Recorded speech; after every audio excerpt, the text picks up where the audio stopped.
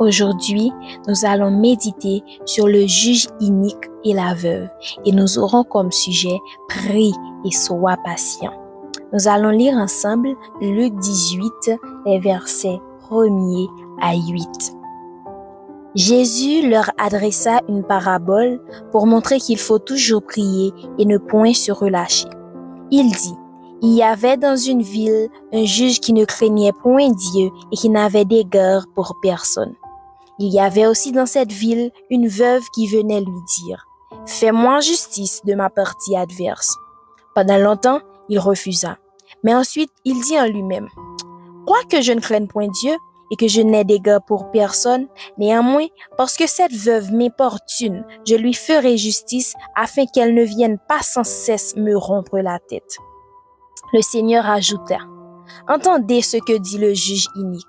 Et Dieu ne fera-t-il pas justice à ses élus qui crient à lui jour et nuit, et tardera-t-il à leur égard?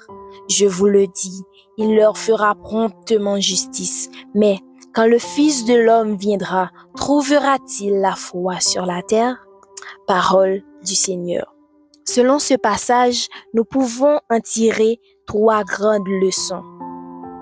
Imaginez-vous qu'une personne qui ne craint même pas Dieu, qui n'est même pas juste et qui n'a pas foi en Dieu, fait justice à quelqu'un qui lui demande encore et encore. À plus forte raison, notre Dieu qui est au ciel, lui qui est juste, répondra à vos demandes si vous persévérez dans la prière. Lui qui est juste vous fera justice. Et deuxièmement, Dieu peut utiliser n'importe qui afin de faire justice à un chrétien, à quelqu'un qui croit en lui. Donc, Dieu peut utiliser un païen pour répondre à la prière d'un juste.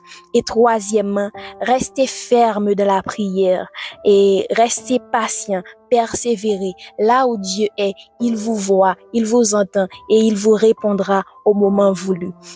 Mais le plus important, c'est garder la foi.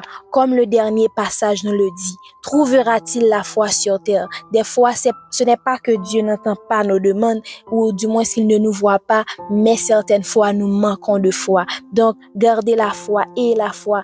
Soyez conscients de l'espérance en Dieu et qu'au moment où vous priez, il vous entend, il vous comprend et il vous répondra au moment opportun, au moment voulu. J'étais contente de partager cette petite méditation avec vous. Souvenez-vous que votre relation avec Dieu est votre trésor. Que Dieu vous bénisse et passez une bonne journée.